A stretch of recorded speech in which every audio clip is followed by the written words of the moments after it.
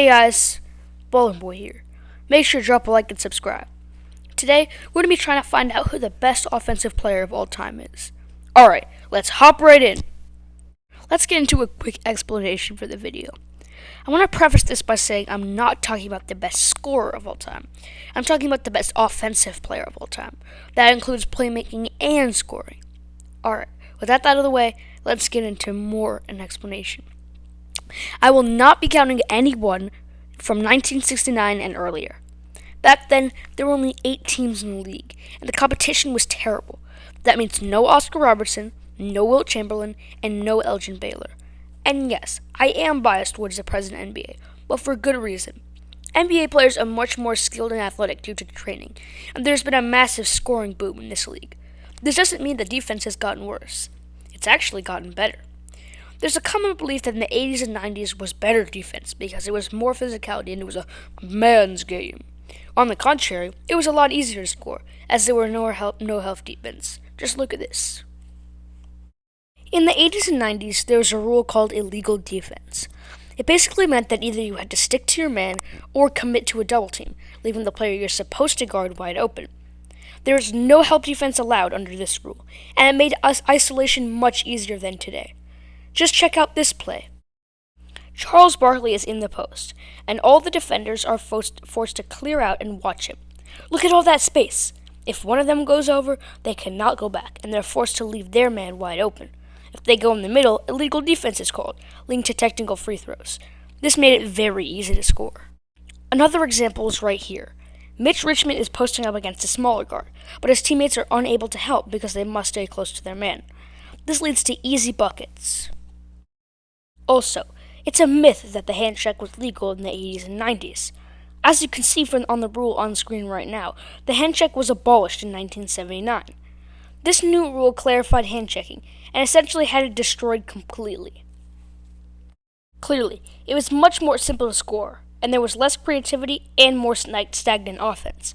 With this rule change, athleticism differences, and more creativity, the players today are the best offensive players ever. Keep this in mind throughout the video and my rankings.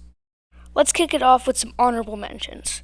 Our first honorable mention is Kobe Bryant, one of the greatest scorers ever, but took bad shots and his playmaking was quite suspect. Our second honorable mention is Kareem Abdul-Jabbar, the leading scorer in NBA history and had an unstoppable move, but no playmaking or an outside shot, and again, an easier era. And number 5 on our list is Michael Jordan. Jordan is the 5th best offensive player ever because of his scoring ability.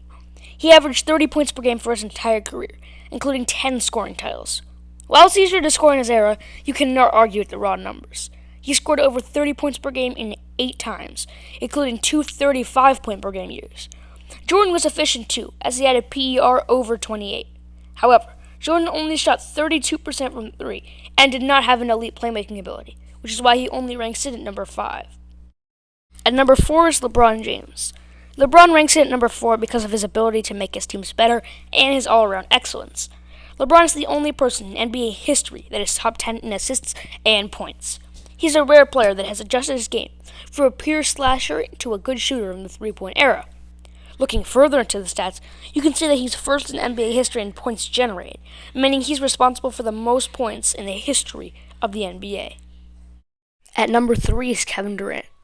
Durant is the most physically skilled scorer in NBA history. He's a 7-footer who can shoot the lights out, has an above-rim game that you cannot stop, and just the way he plays basketball is effortless. It's just satisfying to watch that silky smooth jumper swish through the basket. I wouldn't even be surprised if you put him higher on this list for his incredible scoring ability. Number 2 is Stephen Curry. Curry is so good on offense that he revolutionized the game of basketball. He's the best shooter of all time, and there's not even a question about that.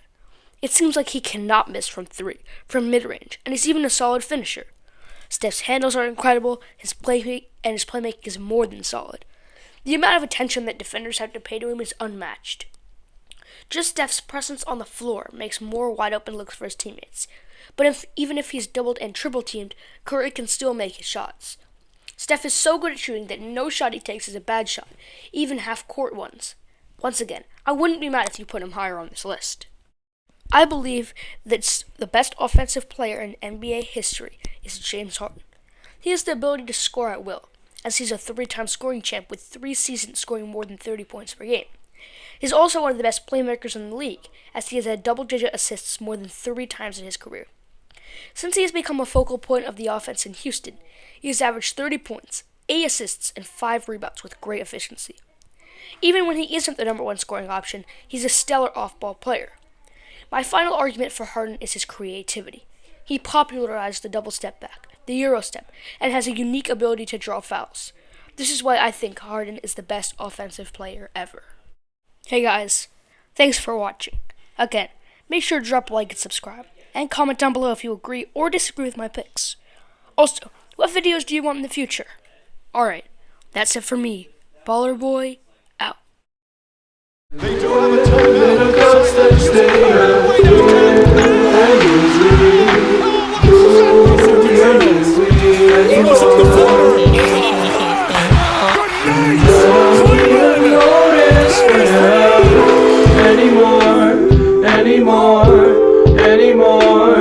Anymore.